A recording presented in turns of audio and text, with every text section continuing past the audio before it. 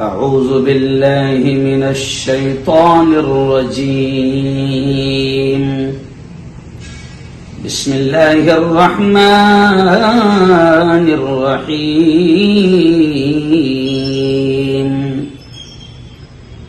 الذين يكنزون الذهب والفضة ولا ينفقونها في سبيل الله فبشرهم بعذاب أليم يوم يحمى عليها في نار جهنم فتكوى بها جباههم وجنوبهم وظهورهم هذا ما كنزتم لأنفسكم فذوقوا ما كنتم تكنزون صدق الله العظيم.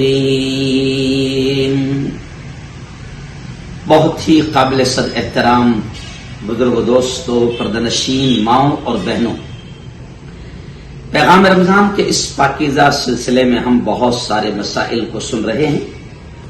گزشتہ کل ہم نے سنا ہے زکوٰۃ دینے کی اہمیت کے بارے میں.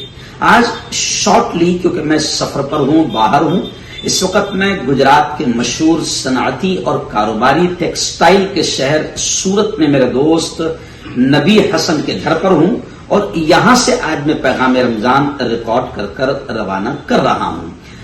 سب سے پہلی بات میں آج آپ کو بتانا چاہوں گا کہ زکوٰۃ نہ دینے والوں کا انجام، اللہ ان کے بارے میں کیا کہتا ہے.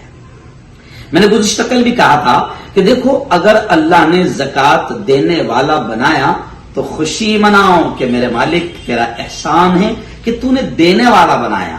اگر تو بھکاری بنا کر ہاتھ میں کٹورا دے کر مسجد کے دروازوں پر کھڑا کر دیتا اور راستوں پر بھیک مانگنے پر مجبور کر دیتا تو تیرا کوئی کچھ نہیں بگاڑ سکتا تھا. ہم پر احسان کیا تو نے کہ ہم کو دینے والا بنایا. تو زکوٰۃ اگر دینے والا اللہ نے بنایا ہے تو خوشیاں مناؤ. چلیے آئیے شارٹلی میں آپ کو بتاؤں کہ زکوٰۃ جن پر فرض ہو جاتی ہے، اگر وہ زکوٰۃ نہیں ادا کرتے ہیں تو اللہ ان کے بارے میں اپنے کلام پاک میں کیا فرماتا ہے. یہ جو آیت میں نے ابھی آپ کے سامنے تلاوت کی، اس میں صاف طور سے اللہ یہ کہتا ہے کہ جو لوگ سونا اور چاندی کو، مال کو خزانہ کر کے رکھتے ہیں، جمع کر کے رکھتے ہیں، اللہ اپنے نبی حضرت محمد مصطفیٰ صلی اللہ علیہ وسلم سے کہہ رہا ہے فبشرهم بعذاب علیم. اے محمد مصطفیٰ صلی اللہ علیہ وسلم، ایسے لوگوں کو جو سونا چاندی کو جمع کر کے رکھتے ہیں، زکوٰۃ نہیں ادا کرتے ہیں، اللہ کے راستے میں خرچ نہیں کرتے ہیں، اللہ کے حکم دینے پر عمل نہیں کرتے ہیں، تو اللہ کہتا ہے اے محمد ایسے لوگوں کو دردناک، خطرناک، ڈینجر عذاب کی خوشخبری سنا دو. کیسا عذاب؟ اللہ نے خود قرآن میں کہا کہ یوم یحمى علیہا فی نار جہنم. اللہ کہتا ہے کہ ان کے اس مال کو جس کو وہ خزانہ کر کے جمع کر کے رکھتے تھے، اللہ کہتا ہے ان کے اس مال کو جہنم میں ڈالا جائے گا، جہنم کی آگ میں تپایا جائے گا. جب وہ مال انگارہ بن جائے گا تو اللہ کہتا ہے فتکوی بہا جباہہم، اس سے ان کی پیشانیوں کو داغا جائے گا، وجنوبہم، ان کے پہلوؤں کو، ان کے بازوؤں کو داغا جائے گا، وظہورہم، اور ان کی پیٹھوں کو داغا جائے گا. یعنی وہ مال جس سے دنیا میں وہ محبت کرتا تھا اس کو جہنم کی آگ میں تپایا جائے گا اور پھر اس سے چٹکے دیے جائیں گے. ہم جسے سادے الفاظ میں کہتے ہیں چٹکے دیے جائیں گے، پیشانی پر، پہلوؤں پر اور پیٹھ پر. یہ تین جگہ کیوں؟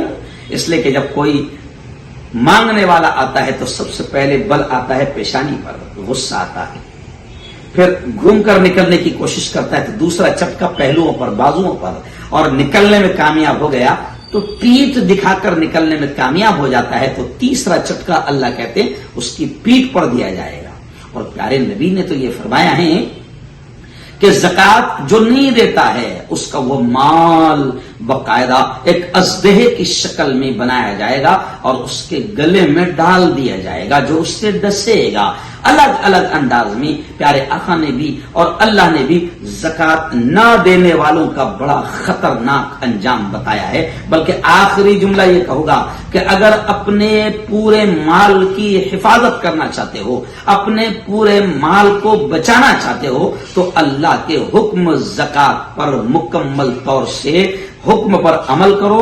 زکات دینے میں رتی برابر بھی چوری نہ کرو، کیونکہ ایڈی سے ہم چھپا سکتے ہیں، سی بی آئی سے، حکومت سے، انکم ٹیکس سے ہم چھپا سکتے ہیں، لیکن وہ رب جانتا ہے کہ آپ کے پاس کتنا مال ہے. اس لیے اس رب کے حکم پر عمل کرو، اس کے حکم پر چوری نہ کرو، بلکہ اللہ نے جو دیا ہے ایمانداری کے ساتھ 2.5% جو زکات بنتی ہے اپنے سونا چاندی مال کی، پلاٹس کی، جائیداد کی، وہ ایمانداری سے وہ زکات دو، بلکہ زیادہ دو، بے حساب دو. بے حساب دے گا، گن گن کے دو گے، گن گن کے دے گا.